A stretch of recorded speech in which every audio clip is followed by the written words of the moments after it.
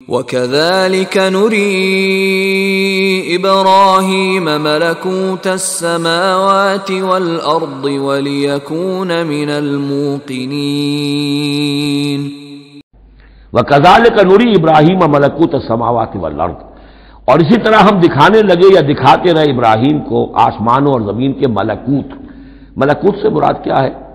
کہ اللہ تعالیٰ نے اس کائنات کا جو نظام قائم کیا، جسے میں کہتا ہوں کہ جو یونیورسل ایک گورنمنٹ ہے، اس کا ایک نظام ہے، اس کے کارندے ہیں، تو اس کے مشاہدہ اللہ تعالیٰ اپنے رسولوں کو کراتا ہے تاکہ ان کا یقین جو ہے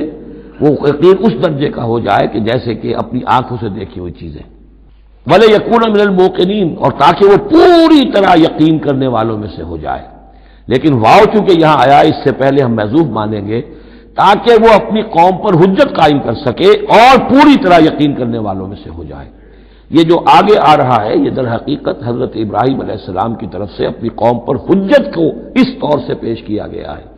بعض حضرات کے نزدیک یہ ہے کہ یہ حضرت ابراہیم کا اپنا ذہنی ارتقاء ہے کہ واقعتاً انہوں نے سمجھا یہ ستارہ خدا ہے، پھر ڈوب گیا تو کہا کہ نہیں یہ تو ڈوب گیا، پھر چاند کو دیکھا تو چاند خدا ہے، پھر کہا نہیں یہ تو یہ بھی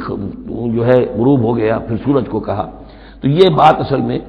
بعض حضرات کی رائے ہے یہ، اور الفاظ سے کچھ متبادر بھی ہوتا ہے، لیکن یہ ہے کہ زیادہ صحیح رائے جس سے کہ آگے آ جائے گا وَتِلْكَ حُجَّتُنَا آتَيْنَاهَا إِبْرَاهِيمَ عَلَىٰ قَوْمِهِ، تو معلوم ہوتا ہے کہ یہ اصل میں حضرت ابراہیم علیہ السلام نے حجت قائم کرنے کے لیے یہ تدریج اختیار کی اپنی قوم کو سمجھانے کے لیے۔ اور حضرت ابراہیم علیہ السلام اللہ کے نبی تھے،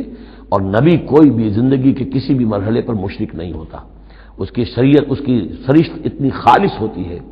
صدیقین مشرک نہیں ہوتے، نبی تو ان سے بھی اونچے درجے کے ہیں۔ حضرت ابو بکر نے کبھی شرک نہیں کیا، حضرت عثمان نے کبھی شرک نہیں کیا، جو صدیقین ہیں صحابہ میں سے۔